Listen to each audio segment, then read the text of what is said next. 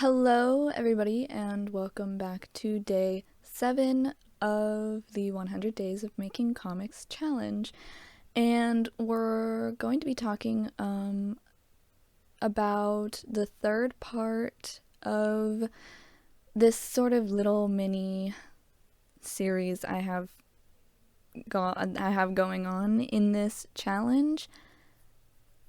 Basically, where I talk about how I go about making the style for my comic, choosing how I'm going to draw things, how much, like the kinds of texture or no texture that I use, the colors for things, and all of that sweet jazz. So in the first two parts, which are day 4 and day 5, I talked about inking style, how the brushes and textures used for those help convey the tone of the story. And then on day 5, I talked about character color palettes and how those help in conveying the personality of your character and also can help with the tone of your story. And so today I'm going to be talking about limited color palettes for the whole comic, and also about how I am utilizing the medium of graphic novels, of comics, to my advantage in order to emphasize story elements. So, let's get on with it then. In this speed paint, I am hammering out the concept of poltergeists in my story. If you haven't seen any of the other videos, my story is an urban fantasy, and the main character can speak to and interact with ghosts. And so one type of ghost that I have already showcased is a shade. They're like little ghost moths. And this is another type of ghost that will be,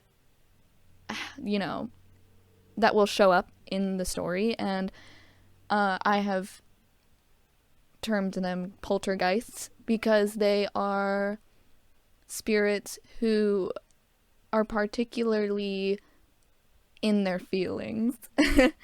They're spirits of people who had really emotional deaths, you could say. They just had very strong feelings when they died. Those feelings could be of anger, of sadness, of betrayal, of I guess it could I was about to say I guess it could be happiness, but no one's happy when they die. Just particularly strong emotions, and that allows them to interact with the mortal world more easily, but that also, I wanted to portray their unstableness and their lack of self through the way that I draw them. So poltergeists, because they are spirits who don't have control over their emotions because they died very emotional, and that has, taken away a bit of their identity of who they were before they died, because, they're just stuck in their last moments.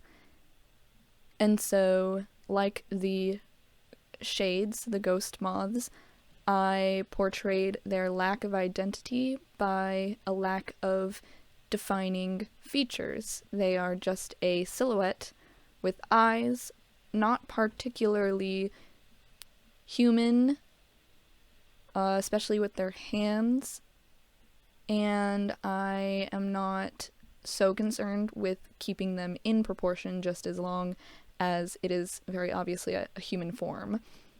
So, this has to do with taking advantage of the medium of digital art and just the visualness of, comics in general in order to portray that concept that I have for the poltergeists. As you will see, the second half of this drawing is me doing the background, which is a graveyard, and I do get into the color palette for it later on, but specifically I wanted to talk about the textures that I used and the way that I drew the background versus the way that I drew the figure, because that encapsulates the topic of this video, which is that if this was like just a book, I could describe a poltergeist as ghastly, ghostly, hardly human.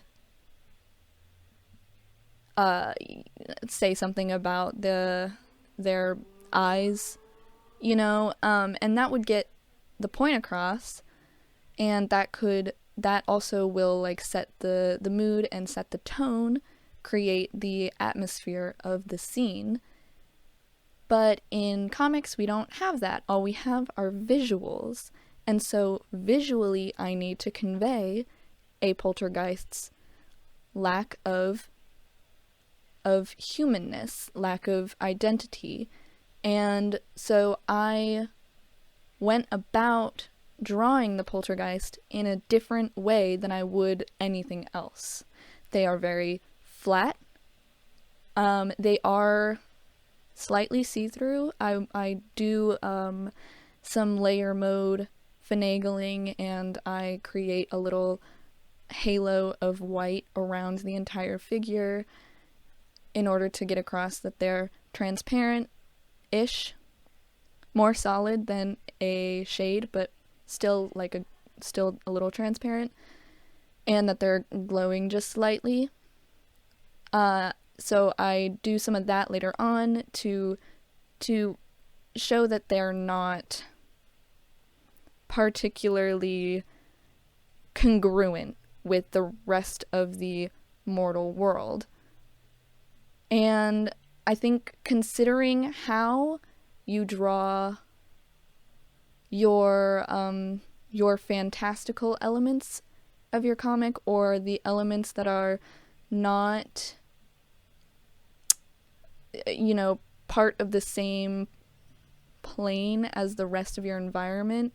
I am talking under the assumption that if you are to be like following my advice, you're doing something similar to me where ghosts, they're not of the mortal world. And so they are different. They should look different.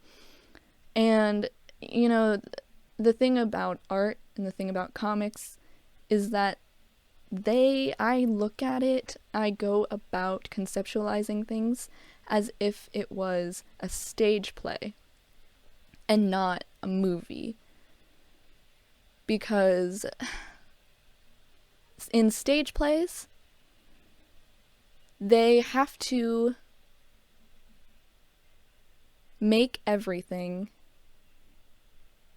in order for the very back row to see it and to understand and to not be lost. The actors, they have to act to the back row. They have to exaggerate everything, every facial feature, every movement, so that the audience can understand the emotion that they're doing, and that especially the back row can understand what's going on and the emotion that they're doing. And the way they do that is by exaggeration, is by dramatization, is by over-stylization. So stage plays, musicals, all of that aren't necessarily as realistic and I'm not going to say, I wanted to say nuanced, but that's not what I meant. Micro detailed as movies and TVs and that sort of thing, because the camera can get right up onto a face. And technically, so can comics, but it's a visual medium, and so I want it to be over stylized, like how a musical or a play would be. Because the thing about comics is that just like how an actor has to act to the back row, an artist has to draw to the metaphorical back row, which are the people that are just glancing at your pages, the ones who are taking a cursory look at your first page, at, whatever. These people, you need to grab their attention. And I am talking in my own experience, which is that when it comes to things like panels and what's drawn in the panels and the dialogue bubbles, if it's not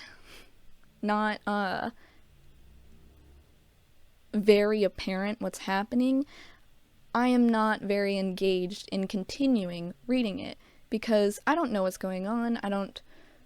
It's the first page, first couple of pages, and if it's difficult for me to follow along with the story, then I'm not gonna try. I'm gonna exit out and find another comic. And so that's what I am taking into account when I do concepts like this, is how do I quickly, efficiently, and obviously portray the fantastical elements of my world, which are the ghosts and the magic, the other kinds of magic that are also in this world. So I hope that made sense. And I hope that you could use that to help you in your own comic making, or maybe you're just very interested in the comic process and you're not making a comic at all.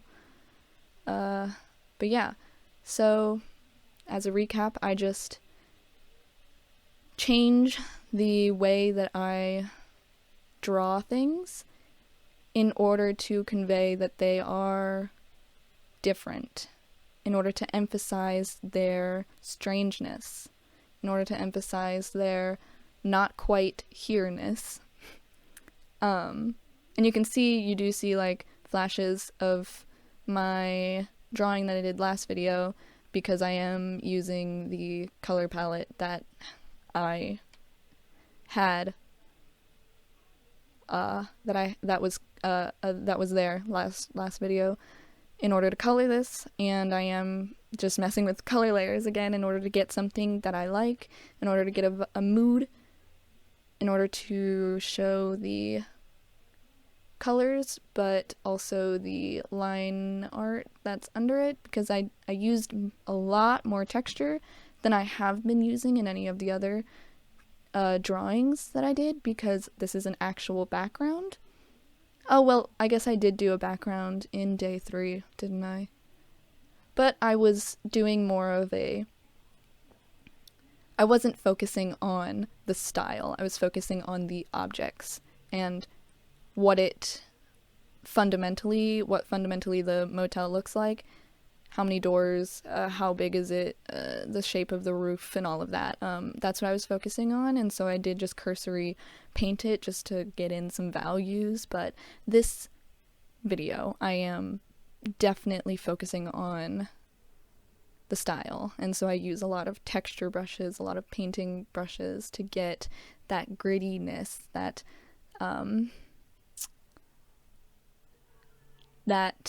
textured look.